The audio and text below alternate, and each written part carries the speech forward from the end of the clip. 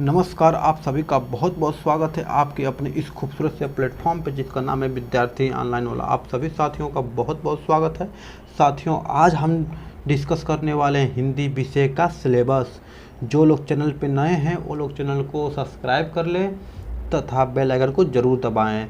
और यहाँ पे बीटीसी सेमेस्टर की सारी कक्षाएँ बिल्कुल निःशुल्क चलाई जा रही है और साथ में पीडीएफ भी आपको प्रोवाइड कराई जाएगी। पीडीएफ पाने के लिए आप हमारे टेलीग्राम चैनल पर आ सकते हैं। टेलीग्राम चैनल पर जाने के लिए आपको डिस्क्रिप्शन में लिंक मिल जाएगा, डिस्क्रिप्शन में प्लेलिस्ट मिल जाएगी, डिस्क्रिप्शन में फेसबुक पेज मिल जाएगा।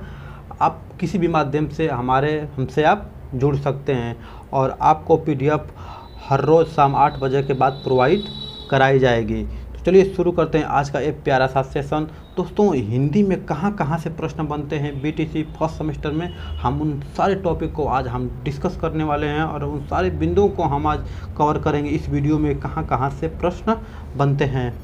नमस्कार साथियों, आप सभी का विद्यार्थी ऑनलाइन वाला स्टडी प्लेटफॉर्म पर बहुत बहुत स्वागत है। टीचिंग स्टडी अड्डा, यहाँ पे टीचिंग संबंधी तैयारी कराई जाएगी। यहाँ पर डीएलएड बीटीसी की सेमेस्टर की कक्षाएं निःशुल्क चलाई जा रही है। पूरे कोर्स को समय से पूरा किया जाएगा। जी हाँ, इस सेमेस्टर के पूरे कोर्स को समय से पूरा किया जाएगा। अब चलिए शुरू करते हैं। देखिए, अब हम जाने कि हिंदी में कहाँ कहाँ से प्रश्न बनते हैं, तो हम देखते हैं। देखिए, पहला बिंदु है हिंदी भाषा में ध्वनियों को सुनकर समझना। देखिए, हिंदी भाषा में क्या है, हिंदी भाषा है, इसमें जो ध्वनि होती है, ध्वनि को हमें ध्यान से सुनना है। ध्यान से सुनेंगे, जब सुन लेंगे तो उसको समझेंगे। धुन सुन लेंगे तो उसको समझेंगे, जब समझ लेंगे तो उसका उच्चारण कैसे किया जाएगा, उसको उच्चारण भी करने का तरीका जानेंगे। इसलिए हिंदी भाषा में ध्वनियों को सुनकर समझना एवं उच्चारण करना, ये पहला बिंदु है। तो हमें इसमें यही पढ़ना है कि ध्वनि को सुन के समझ कर और से उच्चारण करना। और दूसरा बिंदु है हम लोग का देवनागरी लिपि के समस्त लिपि संकेतों, जैसे स्वर हुआ, व्यंजन हुआ, संयुक्त वर्ण, संयुक्ताक्षर, मात्राओं का ज्ञान, इन सारी चीज़ों को हमें इसमें पढ़ना होगा। देवनागरी लिपि क्या होती है इसके बारे में भी विस्तार से आपको बताया जाएगा।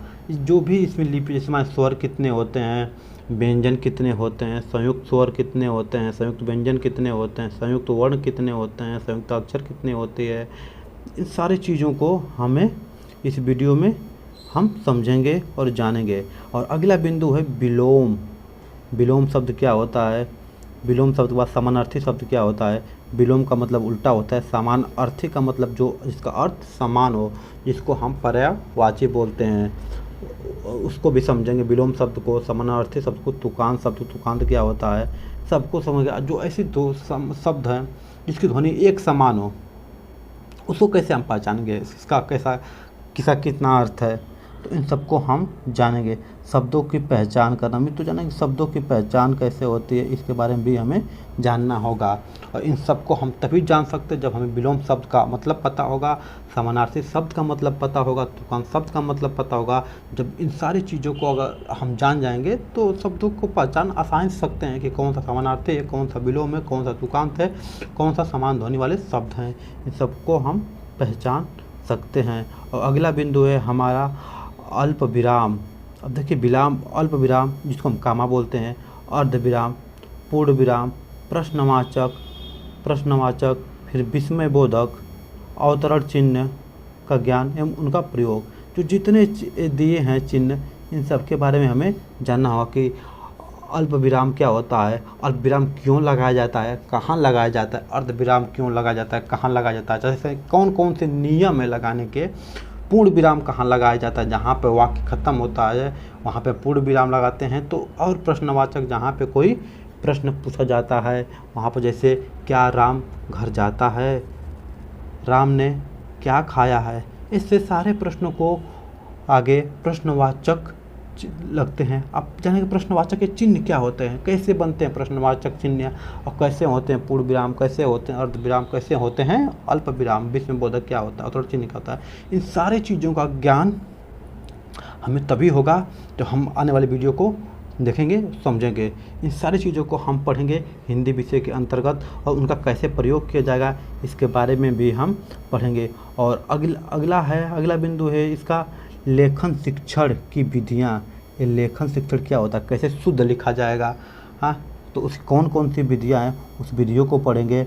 और लिखना सीखेंगे, कैसे लिखा जाएगा।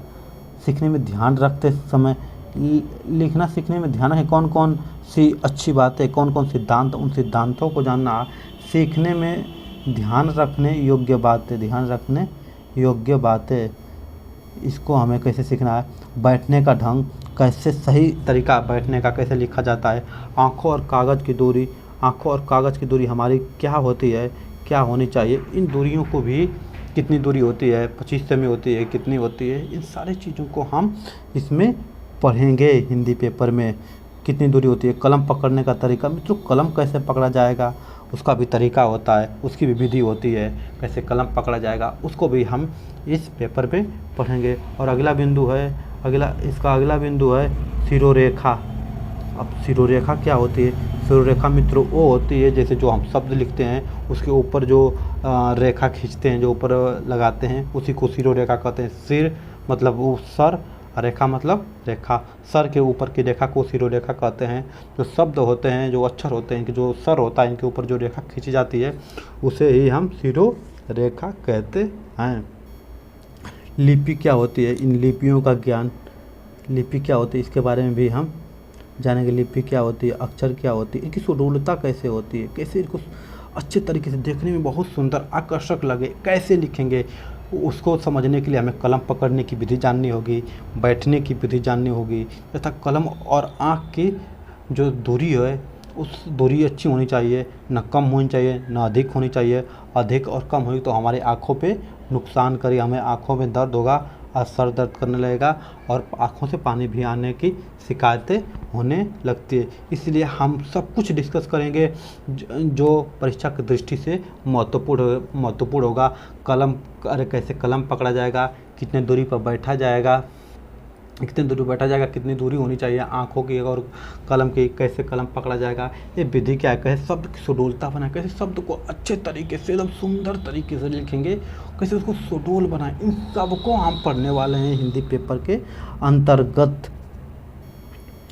उपयुक्त नमूने का अभ्यास करेंगे। नमूने का अभ्यास, सुलेख क्या होता है, अनुलेख क्या होता है, श्रुतलेख क्या होता है, इस सब को हम पढ़ने वाले हैं हिंदी पेपर के अंतर्गत। सुलेख, अनुलेख, श्रुतलेख को हम बहुत अच्छे तरीके से, बहुत ही विस्तार तरीके से, एकदम अच्छे तरीके से पढ़ेंगे और समझेंगे इस पेपर के अंतर्गत। यकीन मानिए दोस्त, बिना करियर के ना कोई इज्जत है ना कोई सुख। इसलिए आलस छोड़ दे, मेहनत कीजिए और बेहतर करियर बनाइए। मेहनत करने से मत चूकिए दोस्त। अगर आज मेहनत करने से चूक गए तो आने वाले समय में आप मेहनत करते रह जाएंगे, क्योंकि समय बार बार नहीं मिलता है, समय एक ही समय मिलता है। इसलिए उपयोग करें और अपने करियर पर ध्यान दें। और ये 100% गारंटी है कि हम लोग जो लोग भी हमारे चैनल से जुड़े, हम लोग एकदम टॉप करने वाले, क्योंकि जो भी सब्जेक्ट है उसको एक अलग ढंग से समझाने की कोशिश की जाएगी कि जो बहुत जल्दी अब बहुत अच्छे से समझ में आ जाए, जो दोबारा कभी भूले ना। तो चलिए दोस्तों, आज की वीडियो यही समाप्त करते हैं, मिलते हैं अगले वीडियो में। तब तक के लिए जय हिंद, नमस्कार।